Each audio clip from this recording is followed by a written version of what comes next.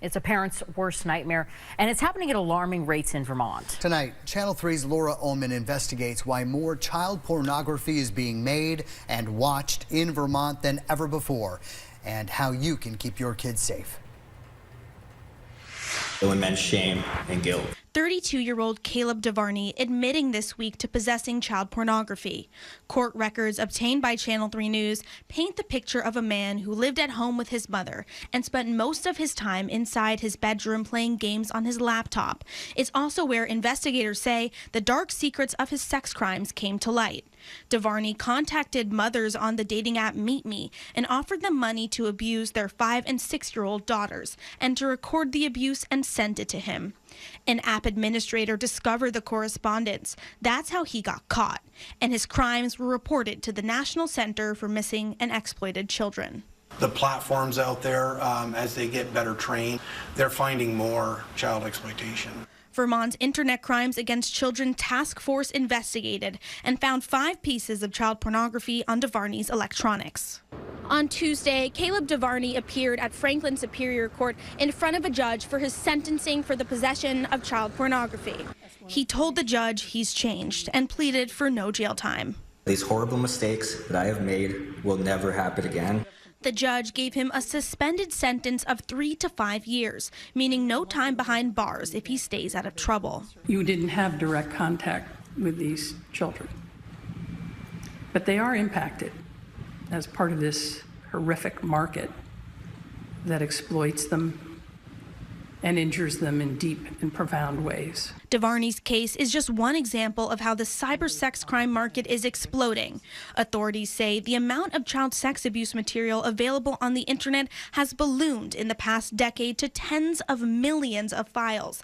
But the good news is, so have the tips investigators are receiving. Since we took over in 2016, it's a 800 and some odd % increase. You heard that right, an 813% increase in tips. Matthew Raymond is the commander of Vermont's Internet Crimes Against Children Task Force, or ICAC. His office receives cyber tips when a web administrator catches a Vermont internet user requesting or looking at child pornography. So far this year, ICAC has received more than 1,100 cyber tips. Frankly, we just can't investigate that many. There's a backlog of cases, so ICAC prioritizes the ones where Vermont kids are being abused. Raymond says not only is there more child pornography being watched in Vermont, but also more being produced in the state. We've rescued those children who weren't crying out for help, weren't telling anybody. And unfortunately, we've seen an increase in infant and toddler abuse. Attorney General Charity Clark says the use and creation of these materials is being fueled by new tech.